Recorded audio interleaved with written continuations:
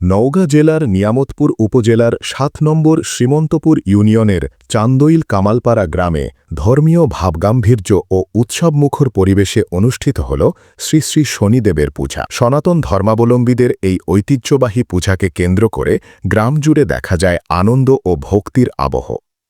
এই পূজার একটি বিশেষ বৈশিষ্ট্য হল মঙ্গল কামনার আশায় গ্রামের প্রত্যেক বোন বাড়ি বাড়ি গিয়ে চাল সংগ্রহ করেন এবং সেই চাল দিয়েই সম্পন্ন করা হয় শ্রী শ্রী শনিদেবের পূজা। বিশ্বাস করা হয় এই পূজার মাধ্যমে সংসারে শান্তি, সমৃদ্ধি ও অশুভ শক্তির বিনাশ ঘটে।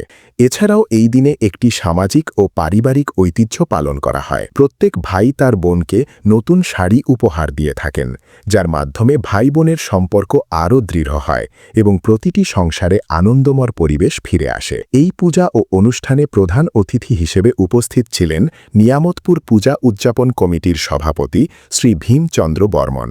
তিনি তার বক্তব্যে এই ধরনের সামাজিক ও ধর্মীয় ঐতিহ্য টিকিয়ে রাখার ওপর গুরুত্ব আরোপ করেন। এছাড়াও অনুষ্ঠানে উপস্থিত ছিলেন নিয়ামতপুর পূজা উদযাপন কমিটির অন্যান্য সদস্যবৃন্দ ও এলাকার গণ্যমান্য ব্যক্তিরা।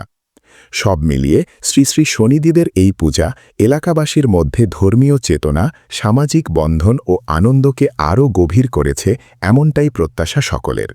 নওগাঁ প্রতিনিধি শ্রী মিঠুন বারোয়ারের পাঠানো তথ্যচিত্রে। সত্য সনাতন টিভি, নিয়ামতপুর, নওগাঁ।